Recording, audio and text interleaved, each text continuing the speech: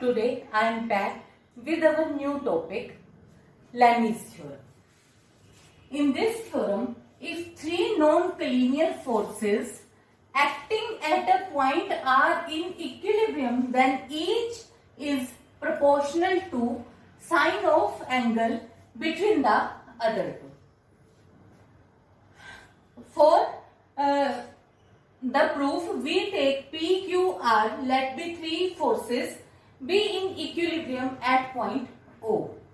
अगर एक point O पे ये तीन फोर्सेस, एक फोर्स P, एक Q और R, ये देखो नॉन कोलिनियर है और सिस्टम में इक्विलिब्रियम में, तो यहाँ पे हम ट्राइंगल लॉ में हमने किया था कि ABC एक ट्राइंगल है जिसकी साइड्स BC, CA, AB हमने बिल्कुल इस P, Q, R फोर्स के P, Q, R इस तरीके से पैरेलल ट्रेस करी और जिससे हमने एक ट्राइंगल बनाई। तो फिर हमने respectively parallel to the direction of forces P, Q, R, तो फिर हमने एक करा था कन्वर्स लॉ ऑफ ट्राइंगल्स। तो उसके according sides of triangle will also be proportional to forces in magnitude. According to that, जो ये फोर्स P है ये BC के प्रोपोर्शनल होगी, Q फोर्स AC के प्रोपोर्शनल होगी और इसी तरीके से R फोर्स AB के प्रोपोर्शनल होगी। तो हमने यहाँ पे लिख लिया P is proportional to BC, Q proportional to CA, R proportional to AB। अब देखो अपने पास, अब यहाँ पे दोबारा से चेक करो तो ये वाला एंगल कितना होता है, ये एंगल होता है हमारे पास एंगल A। अगर ये वाला एंगल A है और मैंने इसको एक्सटेंड कर दिया बाहर की साइड, इस लाइन को, फोर्स Q को, तो एक स्ट्रेट लाइन का एंगल कितना होता है अपने पास 180 डिग्री। तो ये क्योंकि एंगल A है तो ये बाहर वाला एंगल कितना हो गया 180 माइनस A। जो ये एक्सटीरियर एंगल है, अब ये तुम ऑब्जर्व करो कि एंगल किस किस फोर्स के बीच में बना हुआ है, ये फोर्स Q और R के बीच में बना हुआ है। और इसको हमने देखो Q और R के फोर्स के बीच में बना, तो मैंने यहाँ पे भी ये 180 माइनस A रिप्रेजेंट कर दिया। अब सिमिलरली देखो यहाँ पे ये हो गया 180 माइनस B, क्योंकि अगेन ये एंगल B है, स्ट्रेट लाइन का एंगल हो गया 180, तो ये एक्सटीरियर एंगल इसका कितना हो गया, और ये बना हुआ किसके बीच में P और R के, तो P और R के बीच में हमने 180 माइनस B रिप्रेजेंट कर दिया। सिमिलरली ये फोर्स P और Q के बीच में एंगल बना है 180 माइनस C, क्योंकि ये वाला एंगल हमने C लिया और एक्सटीरियर एंगल हो गया 180 माइनस C, तो यहाँ पे भी हमने 180 माइनस C रिप्रेजेंट कर दिया। Now we have converse of Lami's theorem. According to theorem, if three coplanar forces acting at a point be such that each is proportional to sine of angle between the direction of other two, then forces are in equilibrium. देखो पहले हमारे को क्या कह रखा था, पहले हमारे को फोर्सेस इक्विलिब्रियम में कही और हमारे को एंगल बताना था कि जो फोर्स है वो प्रोपोर्शनल होगा between other two sine angle के, फोर्सेस के बीच में बने हुए एंगल के प्रोपोर्शनल होगा साइन ऑफ एंगल के। इस बार हमारे को कहा हुआ है कि साइन एंगल की प्रोपोर्शनल है और फोर्सेस को हमें इक्विलिब्रियम में शो करना है। तो देखो सबसे पहले डायग्राम तो वही सेम है, Lami's थ्योरम वाली ही। तो Lami's थ्योरम में सब कुछ तुम्हारे को पता है कि तीन फोर्सेस हैं P, Q, R और कहां कहां पे वो एक्ट करती हैं। तो अब हमने क्या किया कि let P, Q, R be three forces along OL, OM, ON satisfying P, Q, R और ये इनके sine angle between the other two, ये हमें दिया हुआ है, हमने वैसे लिख लिया। फिर हमने मान लिया कि if possible let P dash, Q dash, R dash from another set of forces in equilibrium along the direction of OL, OM, ON respectively। क्योंकि हमें ये तो पता ही है कि जो ये फोर्सेस हैं तीनों, ये किसी एक ट्राइंगल के प्रोपोर्शनल बनती है, कि ये तीनों साइड्स ऑफ ट्राइंगल बन जाती हैं, ट्राइंगल लॉ के अकॉर्डिंग इक्विलिब्रियम होता है। तो पर हमने ये मान लिया कि ऐसा, क्योंकि हमें शो करना है कि हम कैसे शो करें, तो हमने मान लिया कि P, Q, R ना होके कोई और एक सेट है P dash, Q dash, R dash, जो कि सेट भी इन्हीं के अलोंग रिप्रेजेंट हो रहा है और वो इनके साथ इक्विलिब्रियम में बनता है। वो ट्राइंगल बनाता है और वो इक्विलिब्रियम में है। तो अगर वो ट्राइंगल बनाता है तो लेबनिज थ्योरम में हमने अभी किया है कि अगर जो भी फोर्स बनाती है, जो भी इक्विलिब्रियम में है फोर्स, वो साइन एंगल के प्रोपोर्शनल होती है। P dash sine between other two, Q dash sine between other two, R dash sine between other two. तो हमने ये लिख लिया। पर ऊपर हमारे पास इक्वेशन 1 में क्या था कि PQR इन तीन के प्रोपोर्शनल था। अब सेकंड इक्वेशन में हमारे पास क्या हो गया, P dash Q dash R dash इनके प्रोपोर्शनल हो गए, यानी कि P और P डैश प्रोपोर्शनल हो गए, Q और Q डैश और R डैश प्रोपोर्शनल हो गए।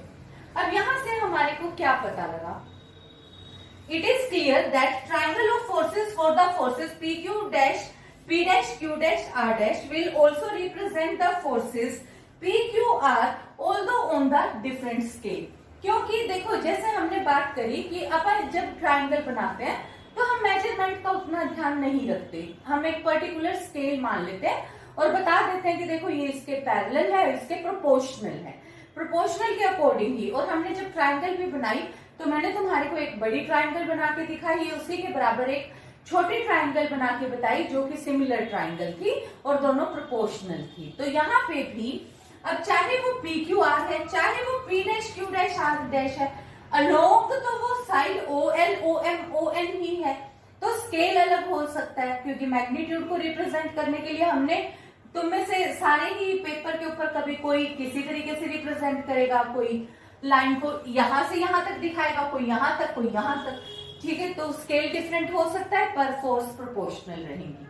तो जब फोर्स प्रोपोर्शनल रहेंगी तो इसका मतलब हमारे पास क्या हो गया कि PQR acting at a point represented by the sides of a triangle. तो इसका मतलब अब हमारे पास क्या हो गया, क्योंकि P dash Q dash R dash हमने क्या माना था, इक्विलिब्रियम में माने हुए थे कि form the set of forces along the direction of. तो इसका मतलब हमारे पास PQR भी इक्विलिब्रियम में हो गए। तो ये हमारे पास कन्वर्स ऑफ लेबनिज थ्योरम है। Now we are going to solve a numerical. In this a weight of 51 kg is suspended by two light strings of length 15 cm and 8 cm from 2 points at the same level and at a distance 17 cm apart. Find the tension in the string. अब देखो इसमें तुम्हारे को कहा क्या है। अब हमने आज कौन सा टॉपिक किया, Lebanese and it's converse. Obviously हमारे को उसी तरीके से क्वेश्चंस यूज करने हैं। अब मेरे पास यहाँ पे दे दिया कि मेरे पास एक स्ट्रिंग है, एक 8 सेंटीमीटर और एक 15 सेंटीमीटर, जिसके साथ मैंने एक 51 केजी का वेट सस्पेंड किया है। तो यहाँ पे मेरे पास 51 केजी का वेट मैंने यहाँ पे सस्पेंड किया और वेट की टेंडेंसी होती है वो हमेशा वर्टिकली डाउनवर्ड्स एक्ट करता है। तो इसलिए मैंने 51 केजी वेट को डाउनवर्ड साइड एरो लगा के रिप्रेजेंट किया है। और देखो जब भी तुम ऑब्जर्व करो कि सपोज तुम कोई वेट उठा रहे हो हाथ में, तो तुम्हारे को प्रेशर यहाँ पे बाजू में ऊपर की तरफ पड़ना शुरू होगा। तो इसका मतलब है कि जो टेंशन है वो उसकी टेंडेंसी क्या होगी, अपवर्ड साइड। तो जो स्ट्रिंग है, स्ट्रिंग ऑब्वियसली जो टेंशन है वो स्ट्रिंग्स में जाएगी। तो एक तरफ टेंशन इस तरफ चली गई, एक तरफ टेंशन इस तरफ आ गई। उन टेंशन्स को हमने नाम दे दिया T1 एंड T2। तो अब हमारे पास सिस्टम क्या हुआ कि A और B दो सेम लेवल में पॉइंट्स हैं, जिनके साथ हमने एक ये स्ट्रिंग और एक ये लेंथ की स्ट्रिंग, AC स्ट्रिंग की लेंथ हमें 8 सेंटीमीटर दी है, BC स्ट्रिंग की लेंथ हमें 15 सेंटीमीटर दी है और जो दो पॉइंट्स हैं वो 17 सेंटीमीटर अपार्ट दिए हुए हैं। फिर हमने 51 केजी का वेट सस्पेंड किया। तुम चाहो तो इसको लेकर जा सकते हो ऊपर की तरफ और ये देखना ये हमेशा वर्टिकली अपवर्ड होगा। वर्टिकली अपवर्ड का मतलब क्या हुआ कि अगर AB ये हॉरिजॉन्टल लाइन है ऑब्वियसली क्योंकि सेम लेवल, तो वो हॉरिजॉन्टल लाइन हम कंसीडर करेंगे, तो वो यहाँ आके वर्टिकल के साथ 90 डिग्री का एंगल बनाएगी। तो यहाँ पे अब हमारे पास है क्या, यहाँ टेंशन T1, यहाँ टेंशन T2 और इस तरफ टेंशन 51। ये तीनों टेंशन किस पॉइंट पे है, एक पॉइंट पे, पॉइंट नंबर C पे। तो ऑब्वियसली अभी भी हमने किया कि अगर लेमीज थ्योरम के अकॉर्डिंग इस तरीके का रिजल्ट हो तो हम क्या रिजल्ट करेंगे कि टेंशन T1 ओवर T1 है तो इसके साथ कौन सा एंगल होगा, ये वाला एंगल यूज करेंगे अपोजिट साइड वाले, कि अगर ये वाला एंगल है मतलब ये टेंशन है तो इसका ये वाला अपोजिट के प्रोपोर्शनल, 51 है तो इसके प्रोपोर्शनल, और टेंशन T2 है तो इन दो के प्रोपोर्शनल हमें शो करना है। तो अब देखो जो ये एंगल्स हैं वो हमने कैसे निकाले। अब देखो क्योंकि मैंने जब सॉल्व किया तो AB square is equal to AC square plus CB square आ गया। ये कैसे आया, 8 का स्क्वायर प्लस 15 का square is equal to 17 square. तो मुझे ये पता चल गया कि जो ABC है ये एक राइट एंगल ट्राइंगल है और जो 90 डिग्री का एंगल है वो एट पॉइंट C है, क्योंकि ये हमारे पास ये बेस एक, दोनों में से कोई एक को बेस एक को परपेंडिकुलर कंसीडर कर लो कि बेस का स्क्वायर प्लस परपेंडिकुलर का square is equal to hypotenuse का स्क्वायर, तो वो हमारे पास आ गया। अब देखो क्योंकि मुझे ये पता लग गया कि ये एंगल भी 90 डिग्री है तो मैंने इस एक एंगल को थीटा एंगल कंसीडर कर दिया। अगर मैंने इस एक एंगल को थीटा एंगल कंसीडर किया है तो ये वाला एंगल कितना हो गया, ये एंगल मेरे पास 90 माइनस थीटा हो गया। अब देखो ये क्योंकि एक स्ट्रेट लाइन का एंगल है और स्ट्रेट लाइन का एंगल कितना होता है टोटल 180, तो ये 90 माइनस थीटा है तो ये वाला एंगल कितना हो गया 90 प्लस थीटा हो गया।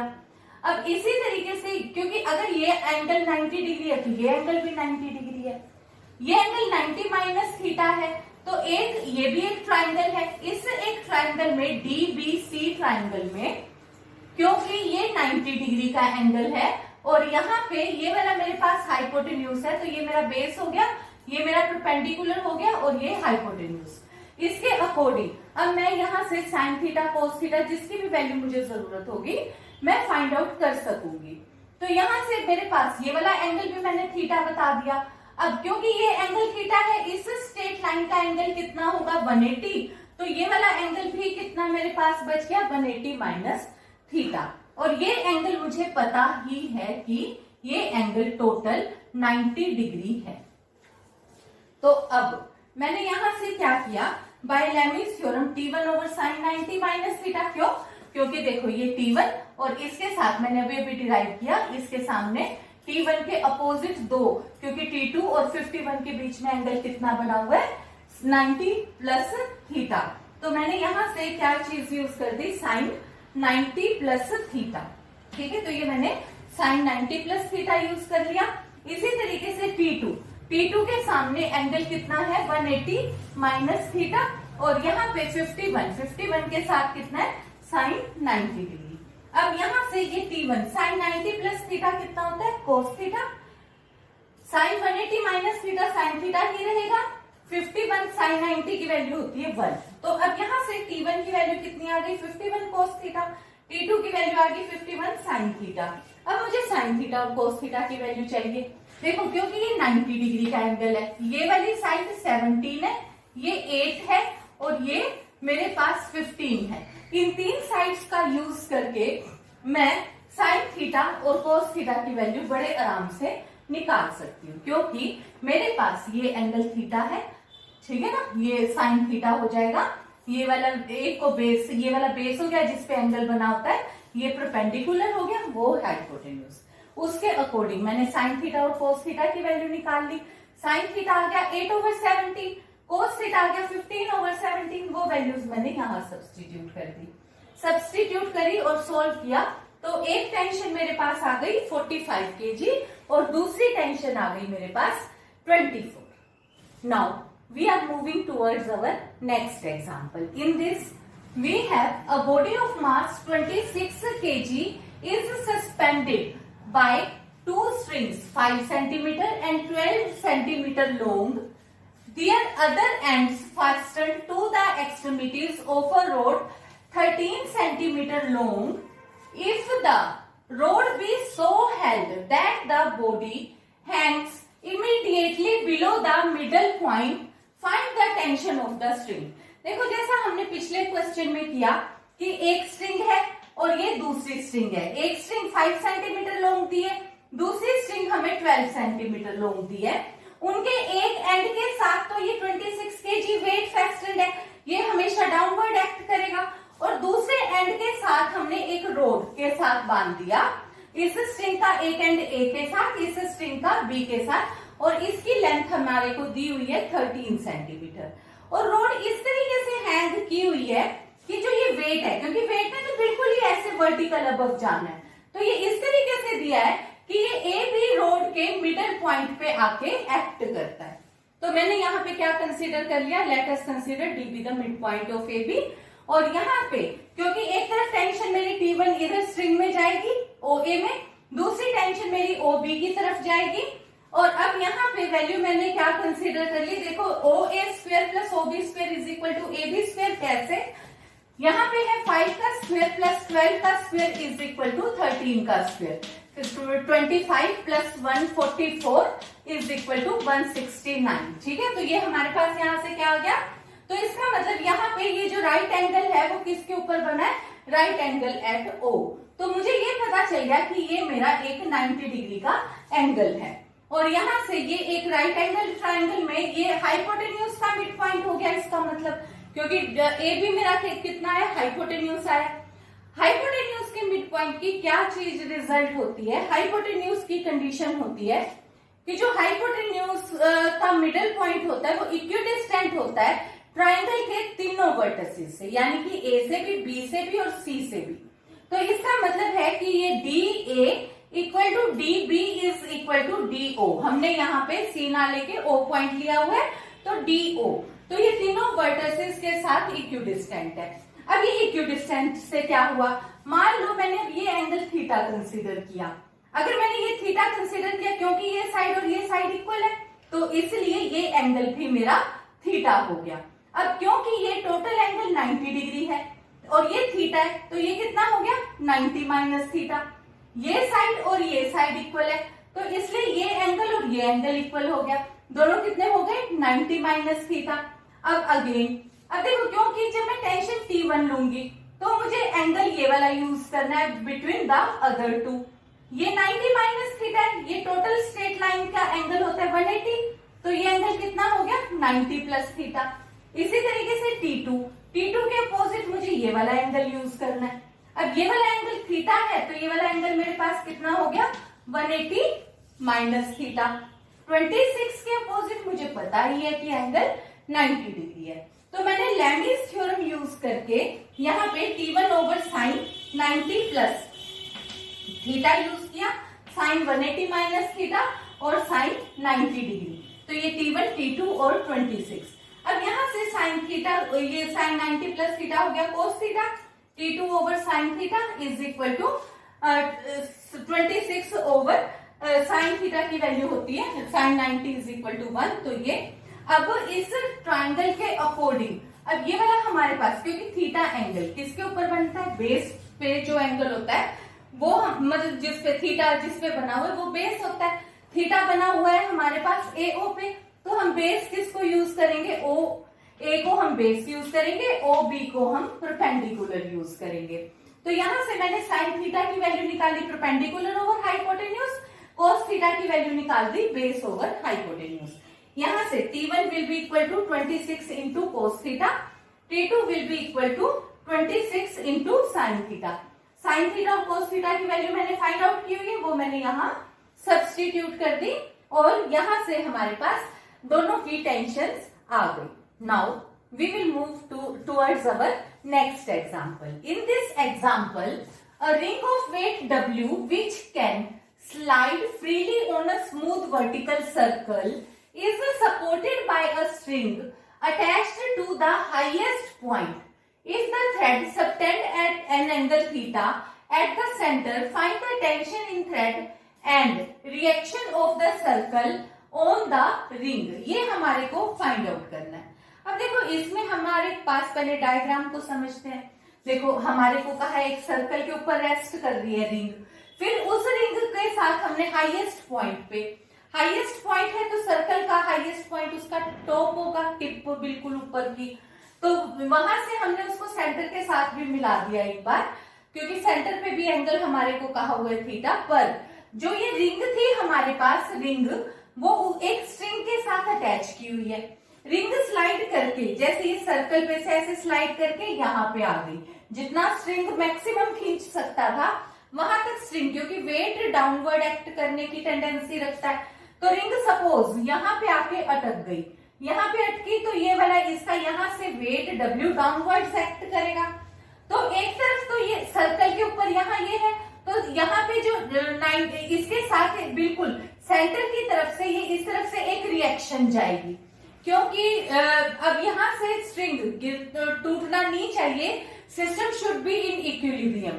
तो अब हमारे पास क्या हुआ, एक तरफ तो ये वेट हो गया, वेट वर्टिकली डाउनवर्ड्स एक्ट कर रहा है, इस तरफ ये स्ट्रिंग है जो कि टेंशन T आ गया इसके अंदर, फिर एक रिएक्शन ऑन द सर्कल भी हमारे को चाहिए, और हमें पता है कि जो तीनों पॉइंट्स का इक्विलिब्रियम होता है वो सेंटर से होता है, कि सेम पॉइंट से होता है, तो वो भी पॉइंट B से ही क्रॉस करना चाहिए। तो हमने B और O को मिलाया और इस तरफ से हम ले गए, क्योंकि हम जो भी सिस्टम का इक्विलिब्रियम दिखा रहे हैं फ्रॉम वन पॉइंट शो कर रहे हैं। तो यहां से मैंने इसको R पॉइंट जो B पॉइंट और O को मिलाया, और इसी तरफ मेरे पास यहाँ पे, क्योंकि B पॉइंट वो पॉइंट है जहां सर्कल के ऊपर रिंग रेस्ट कर रही है, तो यहाँ पे रेस्टिंग पोजीशन है, तो ये यहां से इस तरफ ना गिरे, तो एक रिएक्शन हुई, रिएक्शन इस तरफ की मूव करी, तो यहाँ पे हमारे पास ये तीन फोर्सेस आ गई। तो जो ये OB को हमने मिलाया है, फिर ये कहा है कि ये सेंटर के ऊपर एंगल थीटा बनाता है, तो यहाँ पे ये सेंटर के ऊपर एंगल थीटा ये भी हमें गिवन है।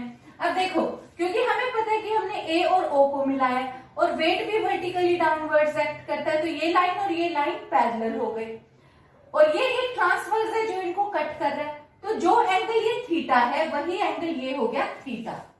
अब क्योंकि ये साइड और ये साइड इक्वल है, क्योंकि दोनों ही एक तरीके से रेडियस ऑफ सर्कल हो गए, तो ये क्योंकि एंगल थीटा है, तो और ये एक ट्राइंगल है, ट्राइंगल के एंगल्स का सम होता है 180 डिग्री, तो बाकी दो एंगल्स का सम कितना हो गया 180 माइनस थीटा, क्योंकि दोनों एंगल सेम है, तो वो कितना हो गया 90 minus theta by 2, 90 minus theta by 2।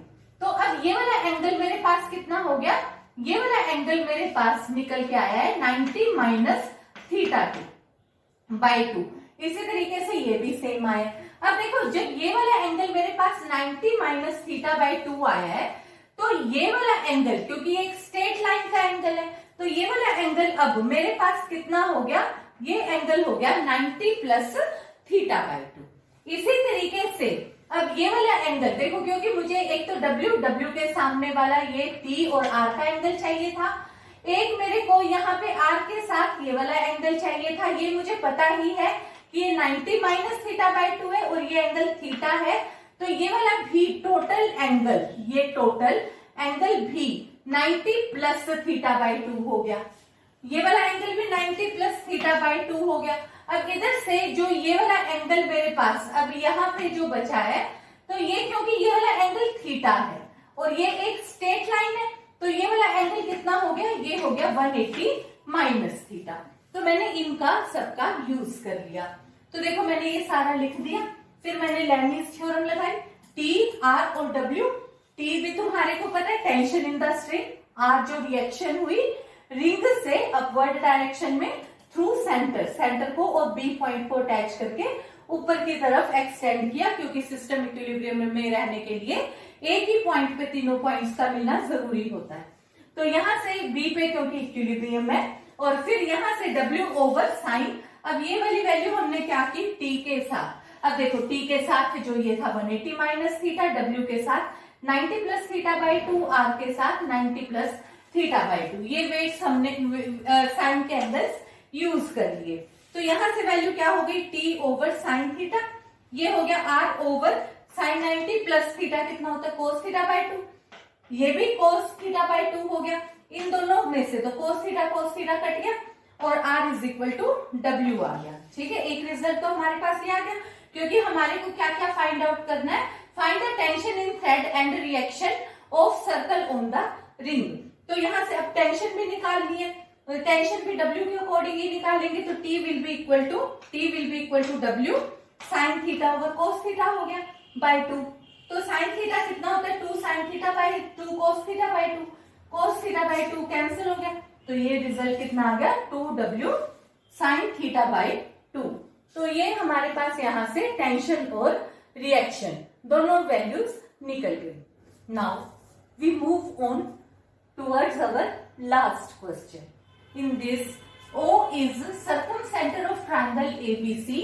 If forces P, Q, R acting along OA, OB, OC are in equilibrium, then prove that P is to Q is to R is equal to, ये हमारे को ratio दी है। तो इसमें हमारे पास अब क्या है, देखो सर्कमसेंटर ऑफ अ ट्राइंगल, तुम्हारे को पता है कि सर्कमसेंटर O इज द सर्कमसेंटर। तो यहाँ पे हम क्या करते हैं, सबसे पहले एक सर्कल बनाते हैं। सर्कल के अंदर हमने एक ट्राइंगल बनाई, O उसका सर्कमसेंटर है। अब सर्कमसेंटर वाले ट्राइंगल की तुम्हारे को प्रॉपर्टी पता है कि हमने यहाँ पे ये ट्राइंगल बनाई, ये 3 पॉइंट्स सर्कल के ऊपर होते हैं। O इस सर्कल का सेंटर है और जो एंगल यहाँ बनता है सेंटर पे उससे डबल एंगल बनता है। तो यानी कि अगर ये एंगल A है तो यहाँ सेंटर पे 2A एंगल बना, यहाँ B है तो यहाँ पे 2B और दिस एंगल इज C, तो यहाँ पे एंगल 2C बन गया। एक चीज और फिर हमारे पास है, क्योंकि ये सारा जो सिस्टम है यहाँ पे PQR फोर्सेस OA, OB और OC के अलोंग दिए हैं और तीनों इक्विलिब्रियम में दिए हैं। इक्विलिब्रियम में अगर 3 फोर्सेस 3 साइड्स के अलोंग हो तो हम लेमिस थ्योरम यूज करते हैं। तो मैंने P ओवर साइन 2A, क्योंकि जो ये फोर्स P है उसके अपोजिट दोनों फोर्सेस के बीच का एंगल कितना है, 2A, सिमिलरली 2B 2C, ठीक है। तो मैंने क्या यूज किया, P over sine 2A equal to Q over sine 2B equal to R over sine 2C, ये यूज कर लिया। अब साइन 2A किसके बराबर होता है, 2 साइन A कोस है, ऐसे ही 2 साइन B कोस B, 2 साइन C कोस C। अब फिर मुझे पता है कि जो साइन A है, इस एक ट्राइंगल में हम A के सामने वाली साइड को A लेते हैं, B के सामने वाली साइड को स्मॉल b लेते हैं, C के सामने वाली साइड को स्मॉल c लेते हैं। A, B और स्मॉल c इस तरीके से रिप्रेजेंट करते हैं। और एंगल्स की रेशियो क्या होती है कि यहाँ पे जब हमने ये वाली वैल्यू करी थी तो A ओवर BC, वैसे जो यहाँ पे वैल्यू होती है वो किसके अकॉर्डिंग होती है, BC ओवर साइन A, तो ये वाली वैल्यू। और BC की वैल्यू हमने किस तरीके से रिप्रेजेंट करी है, A से, ये हम ट्रिग्नोमेट्री में ऑलरेडी कर चुके हैं। तो तुम्हारे को पता है A is equal to, A is proportional to sine A, B is proportional to sine B, C is proportional to sine C। तो according to this, instead of sine A, sine B और sine C, मैंने क्या use कर लिया, A, B और C।